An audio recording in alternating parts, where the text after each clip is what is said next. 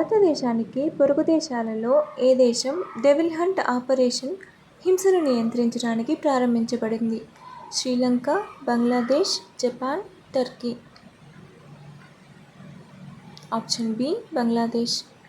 భారతదేశానికి 9 పొరుగు దేశాలు ఉన్నాయి. వాటిలో 2 సముద్ర సరిహద్దులను మరియు 7 భూ సరిహద్దులను పంచుకుంటున్నాయి.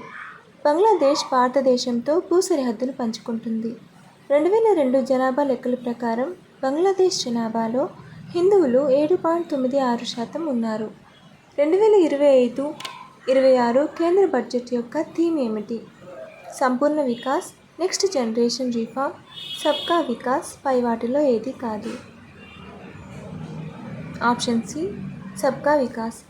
తెలుగు కవి మరియు నాటక రచయిత శ్రీ గురజాడ అప్పారావు చెప్పిన "ఒక దేశం అంటే కేవలం దాని నేల కాదు, ఒక దేశం అంటే దాని ప్రజలు" అనే ప్రసిద్ధ సూక్తిని ఉటంకిస్తూ అన్ని ప్రాంతాల వృద్ధిని ఉత్తేజపరిచే సబ్కా వికాస్ అనే ఇతివృత్తంతో ఆర్థిక మంత్రి 2025-26 కేంద్ర బడ్జెట్ను సమర్పించారు.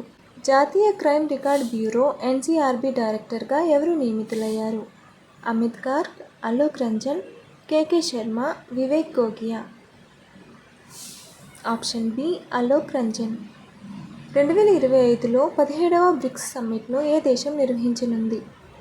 ఇండియా, చైనా, బ్రెజిల్, దక్షిణాఫ్రికా.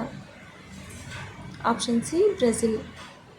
2025లో నిర్వహించిన తాజా గ్రద్దల జనగణన ప్రకారం భారతదేశంలో అత్యధిక సంఖ్యలో గ్రద్దలు ఉన్న రాష్ట్రం ఏది? గుజరాత్, రాజస్థాన్, మహారాష్ట్ర, మధ్యప్రదేశ్. Option D Madhya Pradesh.